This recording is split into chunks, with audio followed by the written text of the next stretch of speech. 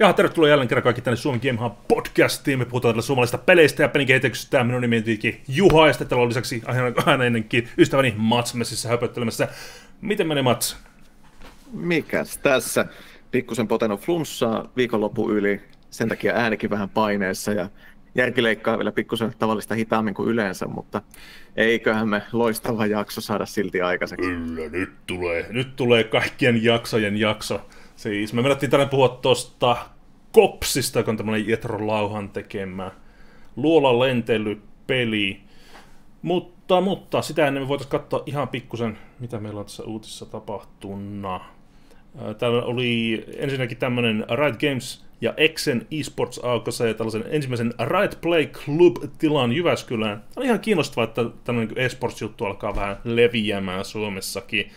Ja siellä sitten on ensimmäinen peli-ilta järjestetään 23. lokakuuta, eli se oli nyt viime viikolla, tai siis tällä viikolla, ja siellä teemana oli League of Legends, eli sillä sitten pääsee ihmiset pelaamaan liigiä keskenään, ja sitten seuraavaksi tulee 20. marraskuuta, eli siihen nyt on varmaan melkein 4 viikkoa aikaa, niin siellä pelataan sitten Valoranttia, ja sitten tällainen pystytään tuomaan yhteen, kato pelaajia ja noita peliyhtiöitä. Miten mulla on semmoinen muistikuva, että jossakin aika aikaisen vaiheen jaksossa me oltaisiin puhuttu siitä, että sulla oli tämmöinen ajatus, että miksi ei ole tämmöisiä LAN-peli- tai tavallaan niin kuin lähipelipaikkoja tai klubeja. No niinpä. Se mulla tuli tästä vain mieleen, että se on pikkusen sitä ehkä justiinsa, mitä mä kaipaisin, mutta jos tässä nyt kuukauden välein tapahtuu jotakin, onko siellä sitten siinä välissä jotakin, että siellä voi, tässä nyt sanotaan, että pelitapahtumat on avoimia kaikille ja yhteydessä järjestetään erilaisia turnauksia ja kilpailuja. No okei, mutta että miten ne saa ensinnäkin tämän pysymään kannattavana? Onko tämä joku, että se on kuitenkin niin kuin viikoittain, päivittäin auki siellä vai vähän semmoinen hämärä juttu? Joo, se voi tietenkin olla, että tämä on myöskin jotenkin kokonaan sponsoroitua toimintaa. Katsotaanpas, puhutaanko täällä kustannuksista, mitä tapahtumat avoimia kaikille, järjestetään turnauksia. Aikanaan mahdollisuus hyödyttää Exenin saunatiloja pientä maksua vastaan. Olisiko niin, että tämä Exen eSport sitten olisi nimenomaan yritys, joka on sitten... Ei, minä en tätä tunne. Kyllä, Exen eSport on siis nimenomaan kuule tämmöinen vuokrattava pelihuone. Eli heiltä saa 60 € per tunti per ryhmä niin vuokrattua peli-PC:tä, joilla pelata porukalla jotakin. Se on hieno homma. Mä tiedän, onko hinta, onko se pikkusen tyyris kuitenkin, no tilojen vuokrat kun on mitä on, mutta sitten se on vähän sellainen, että no tuleeko sulla sellainen, että otat 2, 3, 4, montako kaveria sulla pitää olla, että se on 60 € tunti, että sä menet oikeasti vaikka niin kuin 3 tunniksi pelaamaan sinne, niin se on jo 180 €. No joo, tässä kuvassa tämä huone näyttää aika isolta, eli tässä voisi olla jopa ehkä 10 PC:tä tässä huoneessa. Jep. Eli jos ajatellaan, että sulla oikeasti olisi niin iso kaveriporukka, jonka kanssa pamahtaa paikalle, niin sittenhän tuo ei enää ole mitenkään sietämätön hinta, varsinkin jos kaikilla ei ole niitä koneita kotona, että tavallaan tämä on se tapa, millä pääsee pelaamaan. Niin, se olisi voisi myöskin kuvitella, että varmaan jollakin yrityksille ja tämmöisille se voi olla ihan kiinnostavaa. Joo, mutta just se, että olisi niinku sellaista tilaa, että mihin sä voit oikeasti, että se ei tarvitse edes olla niin, että sä varaat sen yksin, vaan että se voisi olla vaikka jaettu jotenkin sillain, että okei, tämä porukka on tulossa silloin 4 henkeä, laitetaan ne tohon nurkkaan ja nämä 4 henkeä menee tonne. Se olisi enemmänkin sellainen just, että sinne pääsisi vähän pienemmällä kynnyksellä, kuin että sulla pitää olla just joku työporukka ja mennään sillä pelaamaan. Kun ei mulla tule oikein mitään muuta mieleen, että no sitten Igda voisi järjestää jotain vaikka kerran kuussa, mutta tiedätkö, että sitten alkaa miettimään semmoista, että no kuinka paljon silloin kysyntää, että kuinka pitkään tämmöinen pyörii oikeasti sillä mitä niistä tulee niistä varauksista. Onhan täällä nyt, tässä näkyy tämä lokakuun kalenteri, niin aika paljon täällä on tätä busy. Jep. Joo, tämä ei selvästi ole semmoinen niin kuin walk in, walk out, vaan enemmänkin, että nimenomaan varauksien perusteella. Tämähän lukeekin, että PC:tä löytyy 12 hengelle. Et ei se nyt sitten kuitenkaan, se on varmaan niin kuin yhdelle ryhmälle periaatteessa kerralla. Tässä on majoitusmahdollisuus. Mielenkiintoinen konsepti. Sä katsot sitä, mä katson tätä englannin kielellä, sä katsot sitä suomeksi, kun täällä sanottiin, että accommodation for 12 people, niin mä ajattelin, että se olisi niin kuin PC 12 hengellä. Niin, joo. Huippulaadukka PC-pisteet ja majoitusmahdollisuus 12 hengelle. Majoitusmahdollisuus, se on toisaalta aika hauska. Mutta joo, siis tuossa sitten järjestetpä sitten yrityksellesi tyhypäivät tai kaveriporukan peli-iltamat, niin joo. Se on niinku tollanen. Ei tarvitse varata hotellia, kun sä vaat niinku varaat tonne sen ja majoitut sinne. Se toimii sillä, että sähköpostipöytään nostetaan ylöspäin, se on sellainen riippumatto siellä alla, minne voi mennä pötköttämään. Ja sitten kaiuttimista tulee jotain Garipian lintujen ja hyönteisten sirinää. Kyllä. Mentiinpä tosi syvälle tähän Exen pelitilaan, tullaan heti pois tästä. Tämä on ihan oikeasti. Mä haluaisin sellaisen tilan, että missä sulla on sellaisia jotain Pentiumeja ja sä pääset pelaamaan Leroy-kavereiden kanssa, tai Kopsia, tai mitään nyt tämmöistä hyvänsä Suomi-pelejä. Sitten tietenkin on paljon niitä, me puhuttiin tästä vähän, mä olin tuossa vastikään Igdan saunaillassa, niin siellä poristin tämmöisestä ideasta. Ja sitten siinä alkoi porukka heittele, mitä kaikki haluaisi pelata. Osa haluaisi pelata Enemy Territorya, osa haluaisi pelata Counter-Strikea, osa haluaisi pelata Rocket Leaguea, ja sitten mä halusin pelata Lieroa tai jotain. Niin sitten niin varmistaa siitä, että ne pääset pystyy pyörittämään niitä pelejä, mitä halutaan pelata, ja toimiko se oikeasti LANissa, vai onko siinä joku netin kautta, vai... Ja sitten ne pelit, mitä mä haluan pelata, niin eihän se ole mitään hirveästi järkeä, että sä alat Lieroa pelaa sitä LANin kautta. Toimiiko se edes niin, että se on enemmänkin sellaista, että niinku, olisi vain samalla koneella vaan kaikki niinku pelaamaan. Tai 2-4 henkeä. Se olisikin pelkkää hot seatia.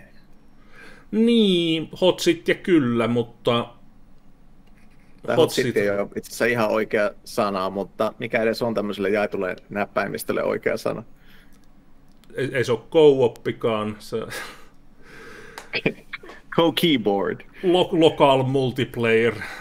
Niin, lokaali monin peli. Mutta se just, että siinä voisi olla 10 tietokonetta, 20 pelaajaa, sitten yksi pelaaja aina vaihtaa niin kuin, tiedätkö, seuraavalle koneelle ja se peli vaihtuu. Pelataan Kopsia tai Tapan kaikki tai tiedätkö, turborakettia tai mitä hyvänsä.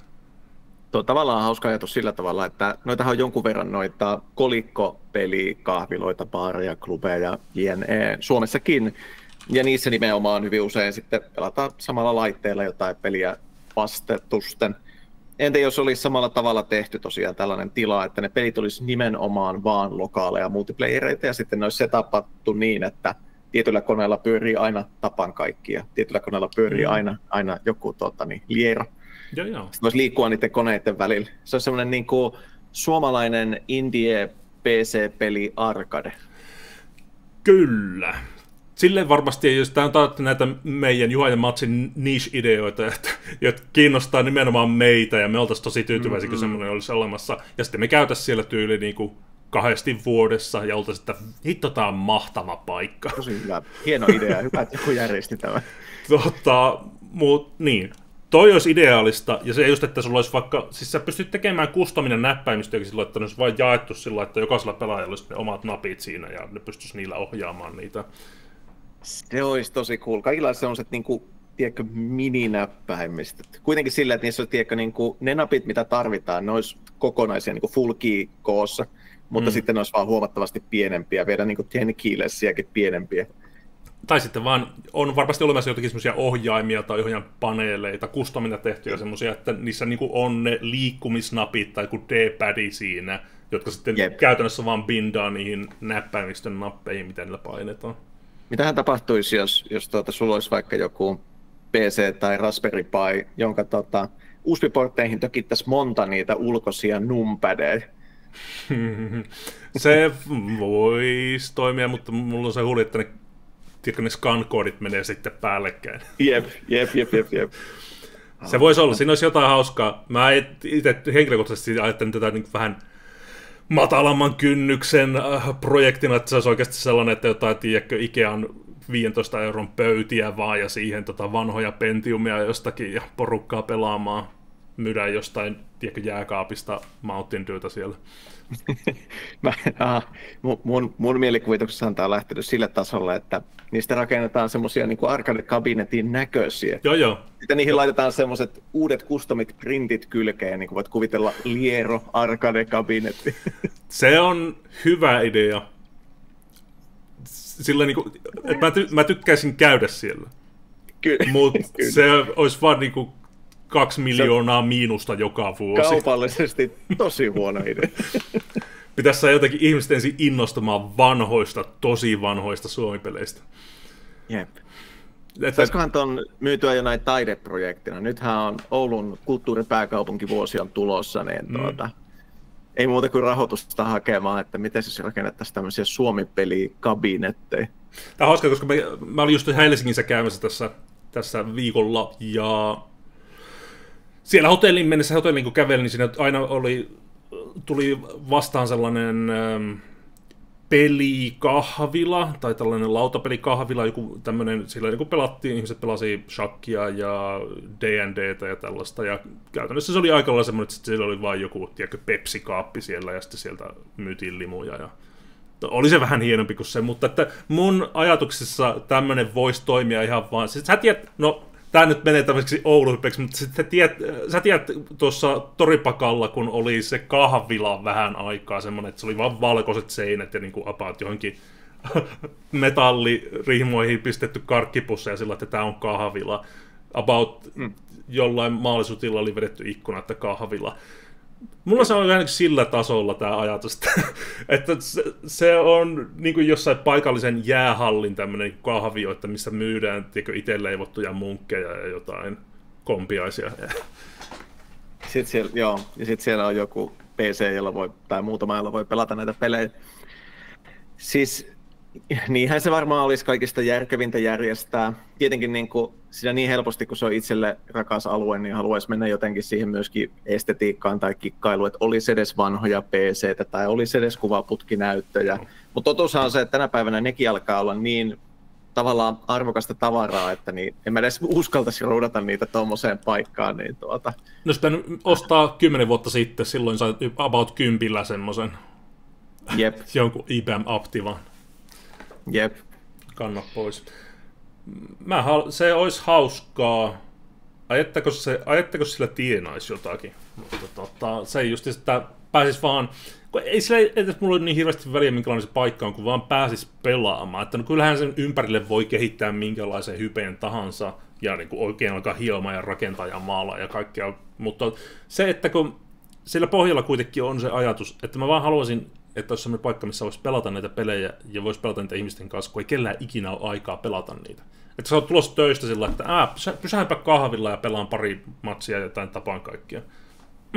Mikä idea? Jostakin syystä siis se on ihan mahtava idea. Se on myöskin, se tuntuu kaukaa haetulta idealta tai jotenkin se, että nimenomaan kävelet Oulun keskustan läpi Toripakan pysäkin kohdalla, toteat, että no menemme pelaamaan jonkun tuntemattoman tyypin kanssa erään lieroa ennen kuin lähden tuohon pussin kyytiin. Mutta mä haluaisin, että se voisi olla totta. Jep. Siellä pitäisi olla jotain portsarit ja vaikka ja sun mitä. No niin. Mä luulen, että tämä Exe on aika lähellä sitä. Sillä voi majoittaa jo saunat ja kaikki. Ja he ovat selvästi tehneet siitä myös ihan toimivaa liiketoimintaa, eli sikäli on varmasti paljon parempia ideoita kuin meillä. Jep. Pitää olla se pitää olla mitä ihmiset haluaa, ja kun kukaan ei halua vanhoja Suomi-pelejä, niin sitten ollaan vähän semmoisella hämärällä alueella, että no hetkinen, että miten me saadaan tämä tuottamaan. Ehkä joku keksii sen. No, seuraavaksi. Noise, eli tämä suoratoistopalvelu on nyt sitten käynnistänyt avoimen betan ja palkitsemisohjelman myöskin Euroopan sisällön tuottajille, eli se nyt sitten pääsee tekemään jos jonkinlaista juttua. Tämä on hauska konsepti. Mä ihan vähän vaan on käynyt vierailemassa siellä sivuilla, mutta sehän on just tällaista, että sulla niinku striimailla pyörii siellä jutut ja sitten katsojat pääsee niinku vähän paremmin osallistumaan myöskin siihen striimiin ja siihen, että mitä siellä pelataan.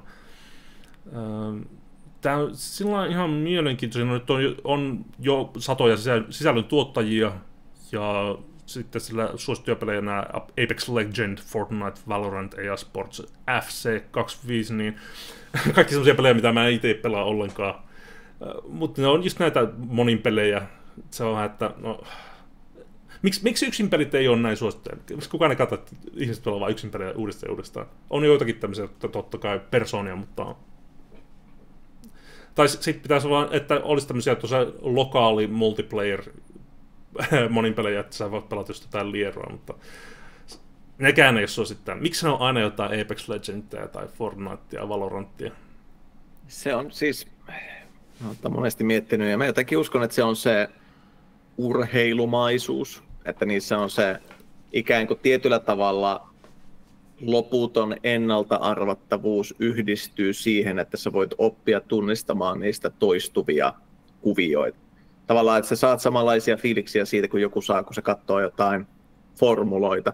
En muuten itse katso niitäkään, saatikka mitään urheilua televisiosta, mutta tiedän, että miljoonat ja miljoonat katsovat. Eli jotakin siinä on siinä konseptissa koukuttavaa, että se on semmoista niin kuin toistoa, jos on niitä pieniä koko ajan jännittäviä tilanteita, mutta sitten sulle harjaantuu toisaalta semmoinen, että hei, että mä ymmärrän tämän kuvia, mikä tässä tapahtuu, tai mä ymmärrän tämän tilanteen. Kun taas yksin peleissä lopulta sä oot nähnyt aika äkkiä ihan kaiken. Sitten sulla on vaan jäljellä se hauska persoona, joka pelaa sitä. Niin, on tämmöisiä muutamia suosittuja speedrunnereita, jotka se on sellainen, että kun sä pelaat vaan yhtä peliä, tai mä tiedän, mä vähän aikaa katsoin tällaista tyyppiä, joka pelaa Diablo 2, niin siinä oli hauska persoona, ja vaikka sä oot nähnyt sen pelin uudestaan, niin se aina vaan sanoo, että no, vois katsoa taas yhden runin tässä. No, mutta hei, mä voin viedä tämän analogian pidemmälle. Speedrunning on niin tämmöistä track and field-urheilua, yleisurheilua. Tiedätkö, että se on silti mielenkiintoista katsoa, jos joku yrittää saada maailmanennätyksen 400 metrin juoksussa. Joo. Koska siihen tulee taas semmoinen jotenkin kilpailullinen elementti ja tavallaan hauska jännittää sen kanssa ja on toisaalta hauska nähdä, miten se yrittää saavuttaa sen. Mutta sitten on vielä yksi kategoria, joka on tavallaan, se menee vähän tuohon Diabloon kanssa päällekkäin. Tämä on sitä hauska, että Diablo oikeastaan se on niin satunnainen peli, Diablo 2 varsinkin, että sä et oikein, se speedrunnaaminen siinä, niin siitä 95% on tuuria. Ja sitten, jos sä satut siihen 5%, niin sulla on mahdollisuus niin kuin rikkoa se maailmanennätys. Mutta sitten päästään tällaisiin pelejä niin kuin Binding of Isaac, joka on hullun suosittu, että ihmiset tykkää katsoa sitä, tai kuin Spelunky, että ne on niin satunnaisia, että se on ehkä kiinnostavaa ihmisille sen takia, että mitähän tässä tapahtuu, sillä aina saattaa tapahtua jotakin hullua. Siis mä uskon kaikissa näissä siihen, kun koukuttavuustutkimuksissa on tultu siihen tulokseen, että mikään ei koukuta ihmisiä niin hyvin kuin tämä variable reward, eli se, että sä voit joko saada palkinnon tai ei mitään. Ja sen takia esimerkiksi hedelmäpelit ja kaikki muut on ihmisille niin koukuttavia, koska sieltä voi joko tulla jotain hyvää tai sitten ei. Ja samaan siis pätee kaikki Instagramin algoritmit, YouTuben algoritmit. Se syy, minkä takia on niin kiva rullata sitä loputonta listaa eteenpäin, on se, että sieltä hirveän paljon tulee kaikkea huonoa, mutta välillä sieltä tulee jotain hyvää. Ja mä väittäisin, että toihan on vähän samanlaista, sä seuraat niitä raneja, niin se saa tavallaan sen, että se voi olla huono, se voi olla huono. Sitten yhtäkkiä sieltä streameri huutaa, että hei chat, nyt näyttää sitä, että nyt löytyy tämä esine tällä ekalla kierroksella tai jotakin muuta, että nyt mennään. Ja sä oot mukana siinä hurmoksessa jollakin tavalla. Jep. En tiedä, mutta vähän me katsottiin tuossa aikaisemmin, Matsilla pikkuisen yhteys tuntuu pätkivän tässä. Onko sulla taas joku päivitys siellä päällä? Selvitetäänpäs äkkiä. Ei, kyllä tällä kertaa pitäisi olla. Pitää toivoa, että tästä ei tule meille ongelmaa. Vähän toivotaan. Joo, nämä on lisännyt kaiken maailman sisällöntuottajat saa 70% tuloista. Se on vähän semmoinen Steamin, tiedätkö, että 30% menee sille alustalle, mutta kuitenkin ottaa hyvin. No, tämä on vaikea sillain aihe, koska olen mä itsekin striimannut, mähän olen tehnyt striimaamista niin varmaan 10 vuotta kuitenkin, niin se, että kun sinä aletaan miettimään, että no paljonko se alusta oikeasti paljonko sille kuuluu? Onko se, että niillä on niitä toki serverimaksuja ja kaikkea muuta tällaista, mitä ne itse pyörittää, millä koittaa mainostaa sitä ja koittaa saada porukkaa sulle sinne striimiin sisälle. Mutta että onko tämä, mikä on sun mielipide tuosta 70%, että 30% kuuluu tavallaan sille alustalle, on se sitten Twitch tai YouTube tai tässä tapauksessa Noise, että Se kuulostaa äkkiseltään aika kovalta, mutta sitten taas mä en tunne itse noita striimaamisen lainalaisuuksia niin hyvin. Ja kyllä mä luulisin, että jos joku haluaa oikeasti houkutella näitä sisällöntuottajia omalle alustalle, niin tänä päivänä nimenomaan sillä, että tarjoaa reilumpaa diiliä, kun olemassa olevat alustat on se oikea tapa. Eli jos he on tähän saaneet jonkun verran porukkaa houkuteltua jo mukaan, tietenkin varmaan näitä isoja tyyppejä on houkuteltu sitten aika suumyötäisilläkin sopimuksilla, eikä varmaankaan samoilla sopimuksilla kuin sitten jotain rivistriimaa. Nyt minä muuten huomaan, että minulla todellakin pätkii yhteys, onpa ikävää. Mikähän yhteys se on? Nyt aletaan selvittämään, pistetään heti tätä patterista menemään. Varmaan. Annas mulle 5 sekuntia, niin mä teen nopean checkin sille, mitä mä voin asialle tehdä. Tämä on ihan hyvä. Me silloin aikaa jatketaan tässä, kätetään vähän, että miten me päästään matkaan. Pitää alkaa varmaan leikkomaan tätä, siis oikeasti tuolla editoimaan sitten, että saadaan jollakin muuta. No, selvisikö miten? Mä tein parhaani, mä käytin vielä vaihdoin yhteyden toiseen paikkaan, mutta niin katsotaan mitä tässä tapahtuu. Joo, alright. Kyllä se varmaan, näitä ongelmiakaan ei oikeastaan ole ollut. Me ollaan tehty tätä nyt, tämä on 35. jakso, ja siellä on vielä yksi sellainen kadonnut jakso välissä. Niin Kyllä. Ongelmia on ollut, sanotaanko, ehkä 3 jaksossa. Kyllä. Joo, pitää toivoa, että tämä on aina hankalaa, kun me nauhoitetaan verkon yli, että jos sattuisi olemaan ihan yleisesti esimerkiksi vaikka DNAlla jotain häiriötä, niin sitä ei aina tiedä. Joskus on, joskus ei. Joskus on, joskus ei. Jatketaan sitten, meillä oli yksi tämmöinen hyvin kiinnostava uutinen meille varsinkin sen takia, että puhutaan oululaisesta pelistudiosta nimeltä Urdvab, joka on aloittanut joukkorahoituskampanjan tämmöiselle pelille kuin Ephemeris, joka yhdistää siis tällaista 4X-avaruusstrategiaa ja kolmiulotteista taistelusimulaatiota.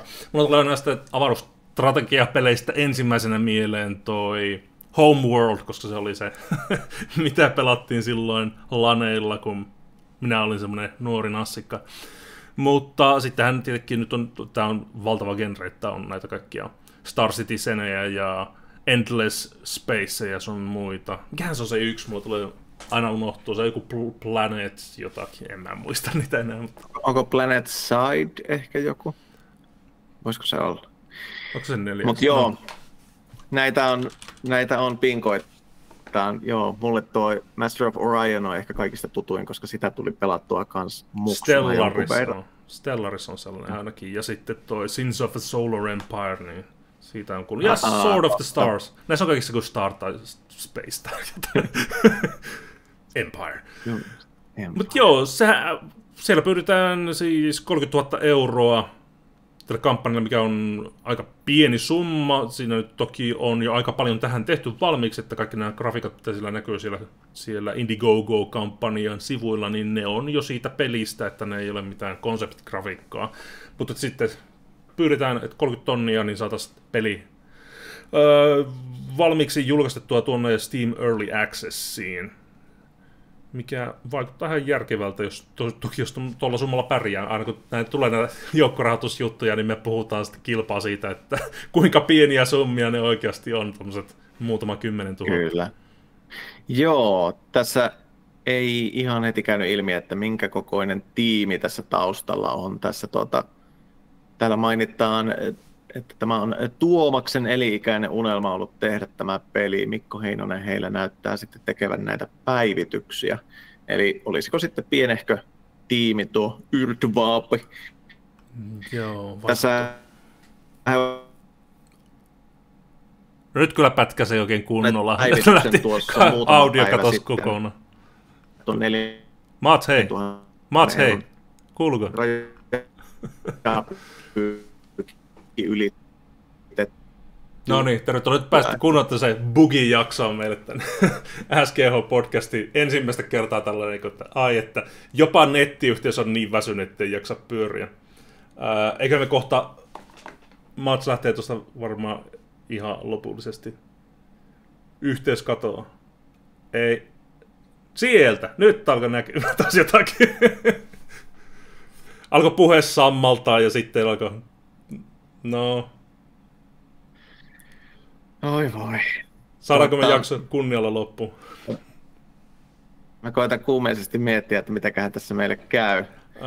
Onnistuskohan jotenkin sillä tavalla, että jos saisi tuon videon vaikka pois näkyvistä, niin helpottaako se sitä kaistaa sen verran, että tulisi vaan audio? Kyllä se teoriassa varmasti auttaa. Tehdääs näin. Onpa ikävä. No niin, nyt meillä on tällainen, mulla tulee mieleen se, mikä se on se Space Odyssey, se tietokone. HAL. HAL. Joo, just näin. HAL. No niin, joo. Tämä on hauska, mä katselen tässä, Googlekin varoittaa minulle, että sinulla on vakava yhteysviive, ja se näyttää, että me ollaan käynyt täällä jopa 18 000 millisekunnin latenssia välillä, mikä on aikamoinen. Wow. Joo, me voidaan koittaa tässä minimoida sitä, että kukaan meidän kuulijoista ei huomaisi, että tässä tapahtuu mitään ongelmia, ja sitten editoidaan hullun näitä videoita. Mutta oikeasti nyt tämä alkaa vaikuttaa vähän siltä, että ehkä me vain nojataan reilusti tähän, että eikö, siis tämä on ihan katastrofi tämä jakso. Tämä on nyt tämä bugi-jakso. Bugi-jakso. Ainahan pitää olla yksi bugi-jakso. Joo, en löytänyt tosiaan, että ketä tässä on mukana tässä Ephemerixissä, Mikko Heinonen ja sitten sanotko, että Tuomas oli se. Täällä mainitaan, tässä heidän ensimmäisessä päivityksessään sanotaan, että Ephemeris is Tuomas's lifelong dream, mutta who is Tuomas? Täällä, ei ole esitelty kauhean hyvin nyt tätä porukkaa. Joo, mutta he tuossa myöskin puhuvatkin siitä, että myöskin näkyvyys on ollut heillekin haaste, ja no enpä ole lainkaan yllättynyt, sen kyllä pienen pelin kehittäjänä tiedän enemmän kuin hyvin, eli heillä on Steam-sivu, Discord-palvelin, YouTube-yhteisökin pieni, he sanovat täällä, mutta että on ollut vaikeuksia saada näkyvyyttä. Ja esittävät sitten toivomuksen, että kaikki kertoisivat tästä ystävilleen. Ja niinpä mekin kerromme teille kuulijat, ja kertokaa teki ystävillenne. Harvoin Oulussa tehdään tällaista 4X-avaruusstrategiaa. Tässä olisi tilaisuus sellaista tukea. Kyllä, kaikki tällaiset yksinpelit. En tiedä, oliko tässä luvassa sitten moninpeliäkin, kuinka paljon siellä oli kerrottu näistä ominaisuuksista. Täällä mainittiin ainakin näissä campaign goalsseissa ei ole monin peliin liittyen mitään. Hyvin vähän. Tämän streamlined interface, mikä mun mielestä on ihan miellyttävä ajatus, koska nämä 4X-pelit on monesti hirveän vaikeita lähestyä. Niin, olisiko se sitten siltä kannalta, jos sä lähdette miettimään tuollaista, että tehdään jotakin vähän helpompaa kuin nämä, miten nämä vastaavat teokset tässä genressä on. Joo. Mä katson vielä tätä heidän Steam-sivuaan, että selviäisikö täältä, että onko myös monin peliä luvassa, mutta ei ainakaan minun mielestä päällisin puolin monin pelistä puhuta mitään. Ehkäpä hyvä niin. Ehkä hyvä, että joku menee täysillä yksin peliin. Se olisi jo. Mä olen mietittyä se, että puhutaan, että on ollut hirveän vaikeaa saada tätä viestintää menemään tuonne ulkopuolelle, että siellä porukka sitten oikeastaan alkaisi kiinnostumaan ja löytäisi tämän pelin. Mutta sitten täytyy myös muistaa aina se kolikon toinen puoli, että kommunikaatio on aikaa vievää, se on kaikki poissa sieltä pelin kehitykseltä, mutta että jos haluaa saada sitä näkyvyyttä, niin sitten pitää vain oikeasti siihen käyttää aikaa ja tehdä paljon sitä kommunikaatiota. Että nytkin tuntuu, täällä on näitä dev-blogeja, jossa on heidän sivullaan nämä dev-blogit, niin täällä on useampi entry, nämä on tällaisia hyvin lyhkäisiä muutaman lauseen mittaisia logipostauksia aina tuolta 2021 vuodelta asti. Ei, hetkinen, täällä on load more posts, eli tämä menee paljon syvemmälle tämä kaninkolo kuin mitä mä alun perin huomasin. No, 2021 on First Post 4.3., mutta täällä on ihan hyvin näitä useita kymmeniä tällaisia lyhyitä snippettejä. Joo, ja sitten täällä YouTube-kanavallahan heillä on myöskin tällaisia sitten lyhyitä snippettejä esimerkiksi pelimekaniikoista ja näin. Eli siellä heillä on tällä hetkellä 690 seuraajaa, eli kuitenkin pieni yleisö on löytynyt. Se on hyvä. Sieltä sitten, kun ei se tarvitse, kun niitä muutamia vaikuttajia löytyy, niin se alkaa sieltä heti leviämään valtavasti se projekti. Mutta tämäkin on varmasti juuri sellainen genre myös, että jos teet sanotaan kauhupeliä, kauhuindietä, niin siis sinun ei tarvitse heittää kivellä johonkin sattumanvaraiseen suuntaan, niin osut YouTubettajaa, joka tekee niistä videoita, mutta sitten taas 4X-avaruusstrategia, se voikin olla jo huomattavasti nichempi genre. Äläpä mitään, kuule, tämä pitäisi vaan saada Angry Joelle käsiin, sehän pelaa joka ikisen 4X-pelin. Ne silloin, kun oli Total Biscuitin vetämän oli tämä Co-optional podcast, sitä ennen olikohan se Game Station Cast, mikä olikaan, niin siellä Total Biscuit ja Angry Joe kilpaa huusivat noista 4X-avaruusstrategiapeleistä, että minkälaisia avaruusaluksia he ovat missäkin tehneet ja minkälaisia strategioita siellä on käytetty. Niille on kyllä yleisönsä ja ihan siis tällaiset todella suositut, niin kuin Angry Joekin, niin se on tyyliin yksi suosituimpia peliarvostelijoita YouTubessa, niin on sitä kiinnostusta, mutta se just, että miten sen saa esimerkiksi semmoiselle tyypille käsiin. Pitää olla hyvä peli. Kyllä. Mielenkiintoista, minä en ole tiennyt. Kyllä. Mutta en ole tiennyt esimerkiksi, että Angry Joe kaltainen tyyppi tekisi 4X-strategiasta videoita. Mutta en kyllä ole häntä myöskään seurannut. Hän on minulle jotenkin jäänyt vaan semmoiseksi. Tiedän hänet, koska hän on suosittu hahmo, mutta hänen tyylinsä ei ole minua koskaan houkuttanut. Joo, en tiedä, kun sille sitten oikeasti niin paljon videoita niistä, totta kai siis suosituista peleistä, kun tekee videoita, niin sitten saa paljon katsojia. Mutta se, että aina on ollut kiinnostusta siihen suuntaan. Siis varmaan nämä pelit, mistä mainittiin, niin tiedätkö, Homeworldit ja Stellarikset ja Sword of the Stars vai mikä olikaan, niin kaikista näistä on kyllä kaveri puhunut, mutta että kyllä. Sitten videot on jostakin, tiedätkö, Fifasta, tai ei Fifasta, ei sitä Fifaa pelata, mutta siis tämä, mikä tämä on Maddenista ja Battlefieldeista ja sun muista. Kyllä. Mutta joo, toivotan onnea menestystä. Oliko siellä paljon nyt tähän mennessä tullut Ephemerikselle? Siellä on vielä 33 päivää jäljellä, 80 tukijaa tällä hetkellä. Pikkasen hiuksen vajaa, 5000 euroa on siihen tullut, eli 1/6 on kasassa, nyt enää on loput. Joo, ja heillä oli tuossa, oliko jo 22. päivä se 4 tonnin rajapyykki ylittynyt, eli aika hyvin on siinä heti alussa selvästi tullut tuommoinen piikki rahaa sisään sitten. Nice, very nice. Lähdetään sitten katsomaan meidän viikon peliä, eli me otettiin tällä viikolla aiheeksi tällainen 1996 julkaistu Jethro Lauhan peli nimeltä Cops, joka on tällainen luola-lentelypeli. Ja tässä nyt varsinaisesti yksin peliä toimii tämmöisenä lokaalina monin pelinä. 2-4 pelaajaa pystyy pelaamaan kerrallaan. Ja me pelattiin tätä vähän vastakkain tuossa joku aika sitten. Mitähän mä saan tän näkymään? No sieltähän se lähtee. Minä olen pelannut tätä joskus lapsuudessanikin aika paljonkin. Sulla ilmeisesti on tullut pelattua Copsia vähän vähemmän. Minkälaiset mietteet jäi tästä pelistä?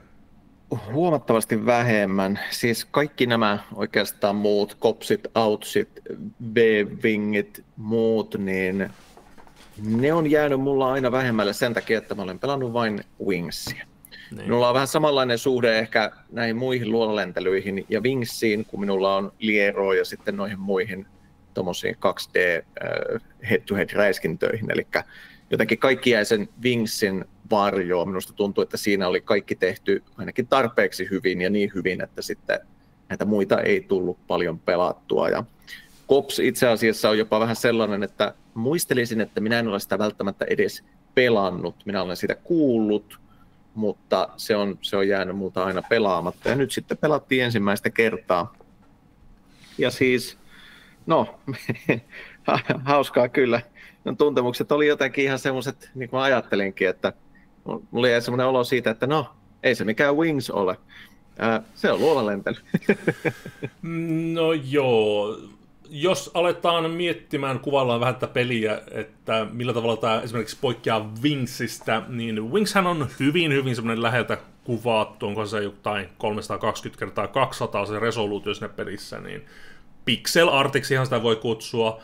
Tässä taas resoluutio on huomattavasti korkeammalla, ei mikään nykymittapuulla, mutta siis olisiko 640x480 kuitenkin tämä resoluutio, ja grafiikat ei ole mitään pixelarttia, vaan enemmänkin tuommoista näyttäisi ihan niin kuin sinne olisi tehty vähän jotain 3D-mallinnusta tai jonkinlaisia Photoshop-efektejä näihin maastoihin, ja ne on paljon enemmän tuommoiset orgaanisemman näköiset ja kyllä, sellaiset muovailuvahaa tai semmoinen niin kuin sulanut vaha on se estetiikka, mikä näitä kuvailisi.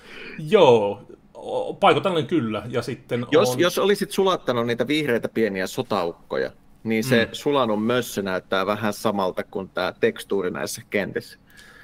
Joo, näissä on sellaista hauskaa, että on otettu oikeasti jotain tekstureja ja tehty tämmöisiä mielenkiintoisen näköisiä muotoja ja värejä ja kaikkea tällaista hauskaa, ja sitten niillä on muokattu niistä ne luolat sinne kenttiin.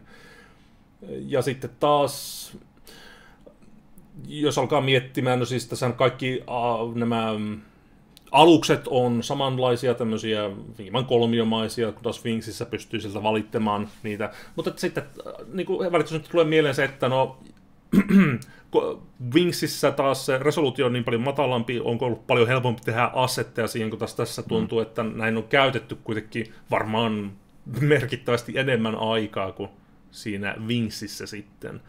Että on kuitenkin haettu vähän enemmän sellaista modernimpaa, no siihen aikaan modernimpaa graafista ulkoasua, kun taas Wingsissä se oli vaan sellainen, että no jotakin.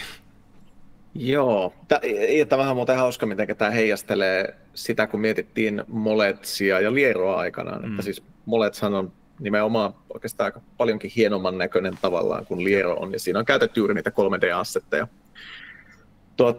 Minun ymmärrykseni mukaan itse asiassa sekä Wings että sitten tämä Cops on molemmat julkaistu vuonna 1996. Eli ne eivät myöskään varmaankaan ole mitenkään erityisesti kumpikaan kopioineet toisiaan, vaan pikemminkin tulevat sitten sieltä turboraketti sukupuusta heti seuraavana.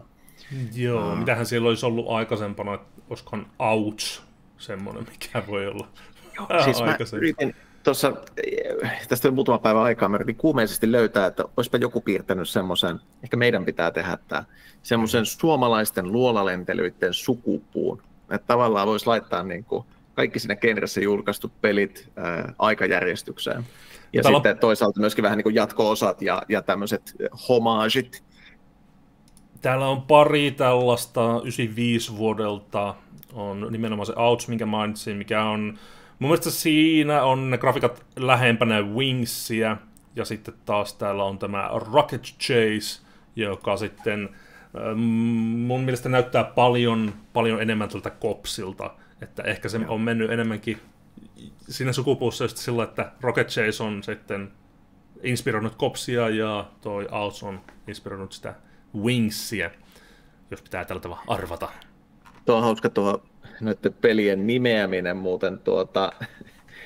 Minä en ollut sitä siis tätä ollenkaan lapsena ajatellut silloin, kun näitä on pelannut tai näistä on ollut tietoa. Mulla ei ollut käynyt mielessäkään se, mikä nyt sitten aikuisella on ilmeisempää, että hirveän moni näistä luolalentelyistä oli nimetty, me ollaan puhuttu tästä ennenkin, sen äänen mukaan, kun ne törmäilee seiniin. On Ouch, on Cops ja on jopa tämä Tunnels of the Underworld, eli TOW. Joo, ja sitten löytyy Spruit, Kaboom. Jep. Se on ihan mahtava juttu, ja jostain syystä mä en ollut ajatellut tätä ollenkaan lapsena, että niin joo, totta kai, ton takia hän on nimetty tuolla tavalla. Jep. Mutta jos sä vertaat tätä, sanotaan vaikka, mä sanoisin, että tietyllä tavalla Wings on se, tässä genressään se one to beat, eli niin kuin, ei ehkä ansaitusti niin, se ei välttämättä ole se genrensä paras peli, mutta se jollakin tavalla on siellä suosion ja pelattavuuden sweet spotissa, ehkä vähän samalla tavalla kuin Lierokin, mutta mistä Liero on kylläkin vielä parempi peli. Mutta mitenkä sä vertaisit tätä siihen? No grafiikat on yksi juttu, mutta pelattavuus tietenkin on se olennainen. Ja nyt se isompi resoluutiohan tuo jo gameplayhinkin tiettyjä muutoksia. Mutta jotenkin mulle tämä on silti aika todella geneerinen luolalentely. Asevalikoima ei ole mitenkään kauhean yllätyksellinen. Tässä ei oikein mitään semmoista, että sanoisin, että hei, tämä on tosi omaa Kopsille. On siinä jotain semmoisia aseita. Me ei pelattu sitä niin pitkään, että me oltaisiin kauheana päästy jyvälle ihan kaikista aseista, koska ne tulee sattumanvaraisesti sinne kentille. Välttämättä me ei edes nähty kaikkia aseita siinä.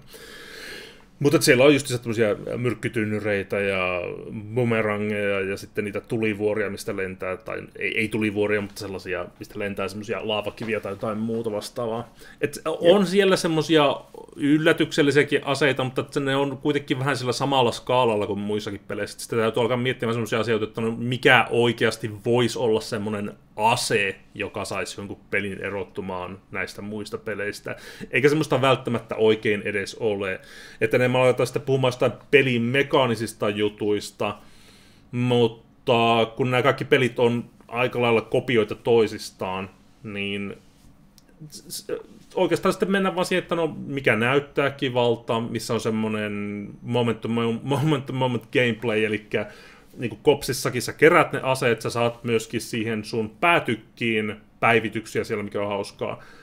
Ja sitten sä käyt vaihtamassa niitä aseita tietenkin siellä alustalla, ja sitten siellä on myöskin semmoisia power-uppeja, jotka sitten vaihtaa, eli ne special-aset, mitä sä keräät siellä, niin sulla on joku tietty määrä niitä, mitkä on sulla niinku varastossa sillä aluksella, ja ne on semmoisessa tietyssä linjassa siellä, ne on kerätty semmoiseen omaan järjestykseen, ja siinä pelissä on olemassa semmoinen power-uppi, jolla kun sä kerät sen, niin se siirtyy sinne listassa seuraavaan aseeseen, eli sun ei aina tarvitse mennä sinne alustalle vaihtaan asetta, sä voit tavallaan taktikoida vähän, että mitkä aseet sulla on siellä omassa varastossa, mutta että se ei hirveästi tule sinne pelissä missään vaiheessa vastaan, että se on aika niin kuin yhden kerran ehkä per sessio, mitä sä pystyt käyttämään sitä tuollainen onnistuneesti.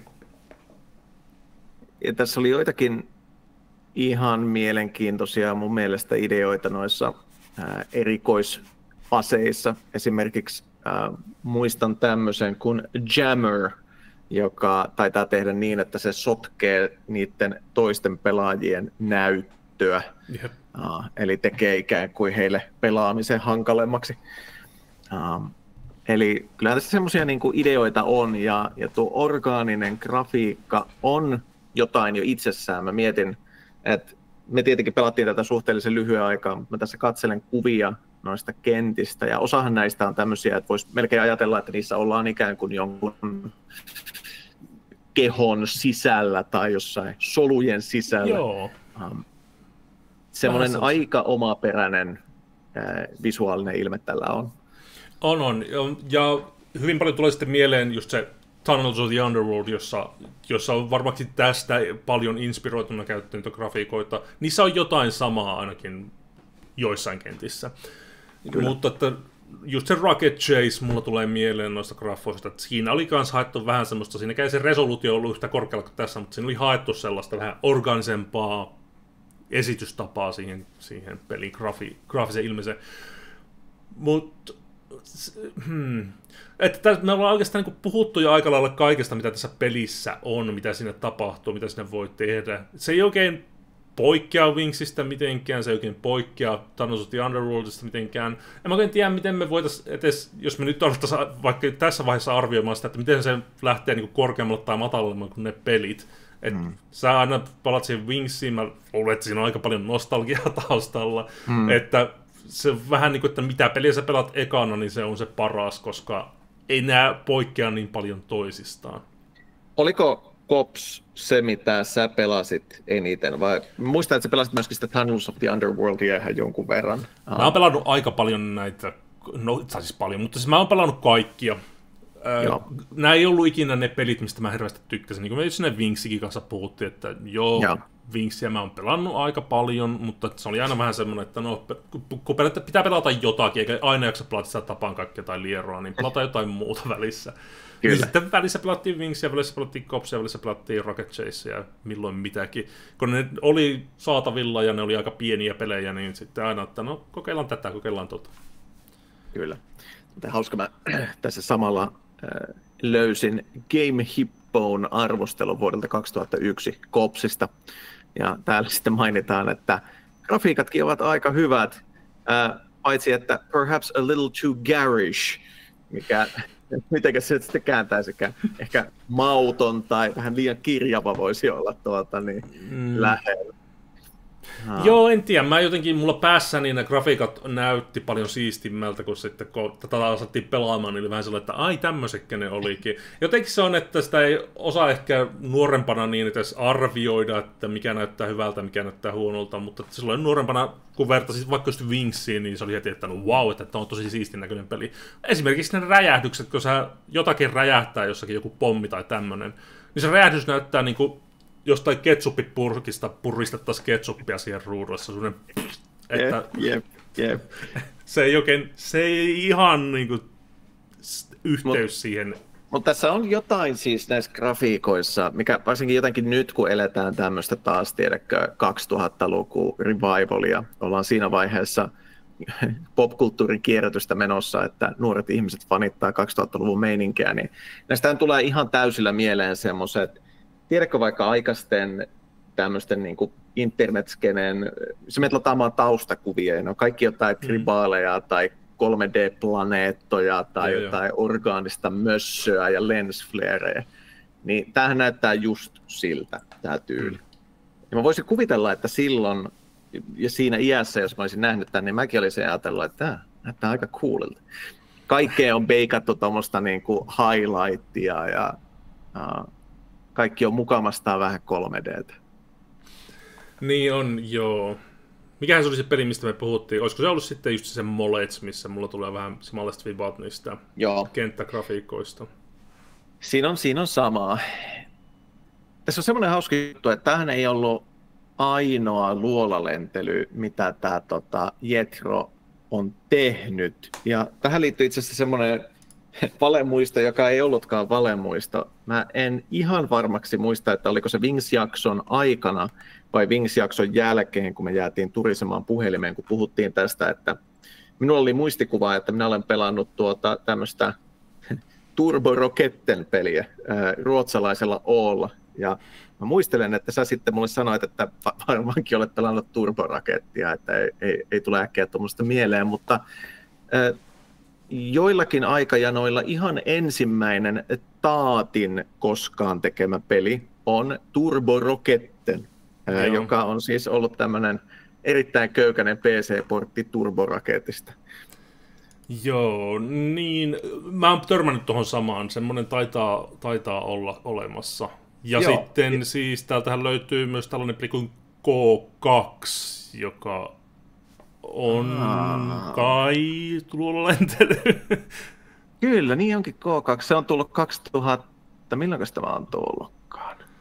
Tämä on niitä hyviä kysymyksiä. 2012. Tämä on aika uusi tämä K2, vai onko? Tästä ei ole hirveästi mitään tietoa, että mikä tämä on. Se on siis osallistuttu tuommoisen kilpailuun tuolla pelillä. Mutta 2012 se on tämä K2. Mutta enpä siitä hirveästi. Mun mielestä toi K viittaa siis johonkin aikaisempaan luolalentelypeliin. Mutta että mikä se sitten on, niin se on taas hyvä kysymys. Mitäs niitä nyt olikaan? Linkin. Tuosta näyttää tuolta, eli tällä Jethrollahan on, mistä hatunnosto hänelle, niin ihan hyvin dokumentoituna edelleen omalla kotisivullaan kaikenlaiset nämä projektit, mihin hän on osallistunut. Ja näyttipä sieltä löytyvän K2-sellekin sivu, missä jos oikein silmiä siristää, niin tuolla oikeassa yläkulmassa näkyy myös pieni screenshotti tästä pelistä.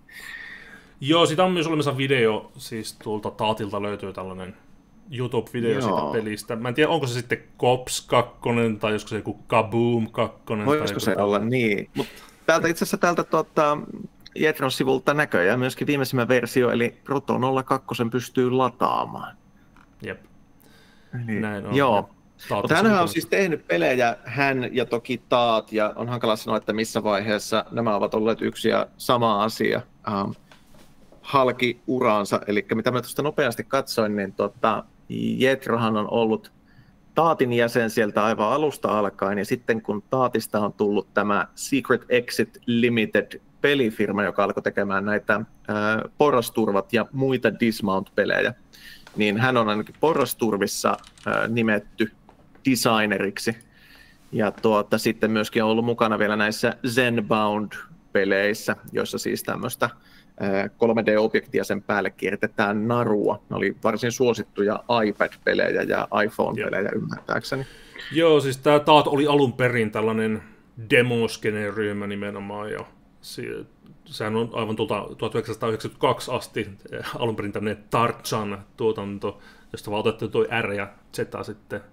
Vai miten se menee? No, se tuli Taat jossakin vaiheessa. Yritin olla nokkelat. Mutta sitten demojakin heillä on ihan tähänkin päivään asti taisivat voittaa. Ja Taat voitti itse asiassa sen demopeli-kilpailun tuolla sanoin Assemblyssä sillä, mikä se oli se AI-ajelupeli. Joo, katsopas kun sehän oli, ja se on nimenomaan Jetron koodaus. Jep. Eli tässä niinku kyllä taas ympyrä sulkeutuu sillä tavalla. Eli mä nyt huomasin tämän silleen, että tämä Jetro Lauha on siis ollut vuoteen 2012 asti tuolla Secret Exitillä. Ja sitten nykyään hänellä on oma firmansa Strabotnik. Joo. Ja Strabotnik tekee tällaisia niin kuin Unity-plugineja ja Unity-työkaluja, mutta sitten tosiaan heidän sivuiltaan löytyy myöskin tämä Vectory Trail, joka oli tämmöinen AI-kuvagenerointiin nojaava Slicks and Slide-tyyppinen ajopeli. Joo, sillä on ihan valtavat määrät pelejä ja kaiken maailman demoja ja prototyyppejä, mitä tästä Jetron sivulta löytyy. Silloin tämmöinen Pogo-sticker, joka näillä kaikilla tuntuu, että ne on osallistuttu johonkin kilpailuihin joskin, mutta mulla tuli välittömästi mieleen, siis nythän oli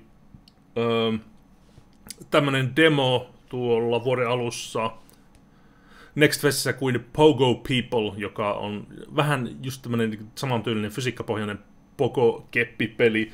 Mä pelasin sitä peliä ja se oli hauska peli. En ole sitten kokeillut tätä Jetron Pogo-stickeria, että onko se vastaavan näköinen.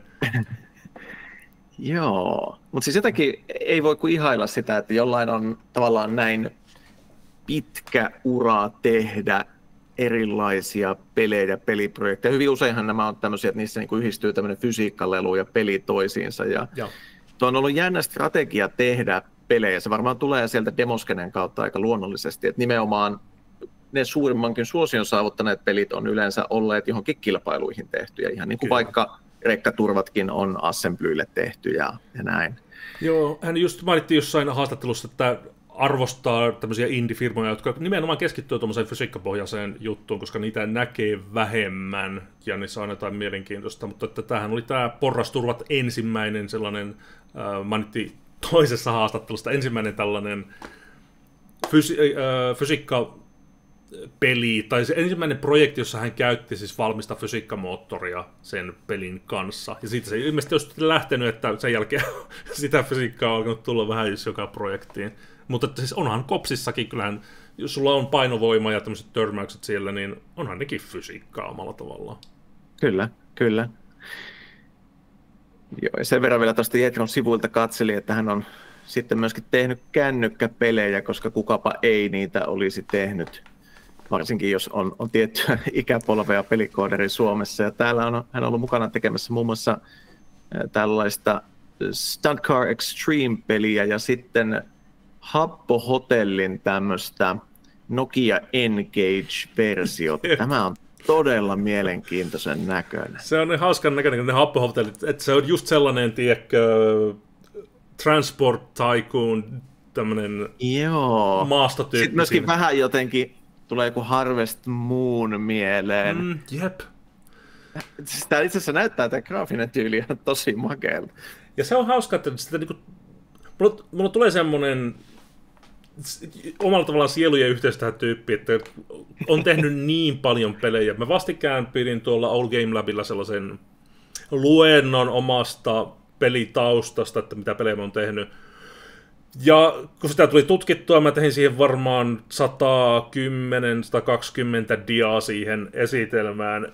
Ihan vaan, sillä oli melkeinpä 1 dia per peliprojekti, mitä mä oon tehnyt. Sillä erotuksella nyt sitten Jetron, että hän on kuitenkin useita kymmeniä pelejä jossakin muodossa julkaissutkin. Ne meikän projektit taas on jäänyt sille demoasteelle, ja mä vähän mietin sitä, että onko siinä taas taustalla se, että Jetro puhui, että hän on alkanut koodaamaan jo tosi nuorena niin kuin Basicillä, ja sitten lähtenyt siitä taas C++ ja niin poispäin.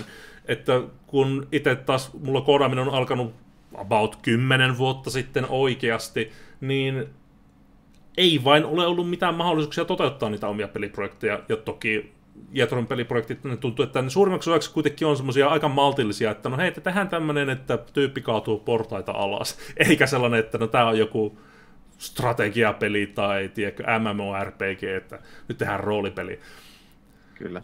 Mutta siis kaikessa tuossa mulle tulee mieleen se, että kun varmaankin siinä demoskeneen ympäristössä on ollut hyvin tavanomaista se, että niille assuille on menty, on työstetty sitä demoa tai on työstetty niihin pelikilpailuihin pelejä, niin nehän on aikansa pelijameja, niissä on tavallaan tiukka aikaraja, niissä on tiimit tullut yhteen ja tehnyt yhdessä niitä, on voitu tehdä samassa paikassa, ollut semmoista hauskanpidon meininkiä, mutta siinä varmasti myöskin oppii sen, että ne on semmoisia nopeita projekteja.